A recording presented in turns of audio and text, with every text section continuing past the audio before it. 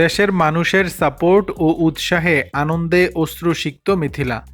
Miss universe Bangladesh নির্বাচিত হয়ে দেশের প্রতিনিধিত্ব করতে থাইল্যান্ডে অবস্থান করছেন তানজিয়া জামান মিথিলা।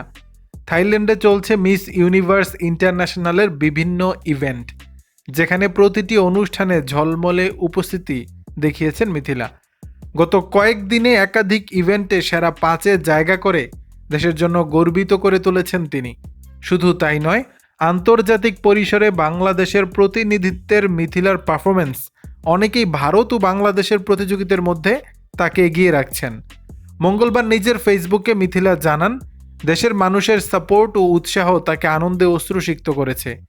তিনি লেখেন, আমি রীতিমতো কাঁদছি, কি বলবো বুঝতে পারছি না। আপনাদের মূল্যবান ৭৩,০০০ ভোটের মাধ্যমে আমরা এখন বিশ্বের 5 নম্বরে।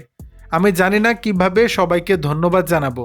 মিথিলা তার পোস্টে সব ভক্ত, ভাই বোন, বন্ধু, আত্মীয় স্বজন, মাগুরার সব মডেল সহকর্মী, বাংলাদেশের চলচ্চিত্র শিল্পের শুভাকাঙ্ক্ষী সহ সবাইকে ভালোবাসা ও শ্রদ্ধা জানিয়েছেন। তিনি আরও যোগ করেন, আমি তোমাদের সবার সঙ্গেই থাকব। এবার আসুন বাংলাদেশে মুকুট আনার জন্য কাজ করি। বাংলাদেশ অপ্রতিরোধ্য মিস ইউনিভার্স। দর্শক, বিষয়টি নিয়ে আপনাদের মতামত জানাবেন নিচের কমেন্ট বক্সে।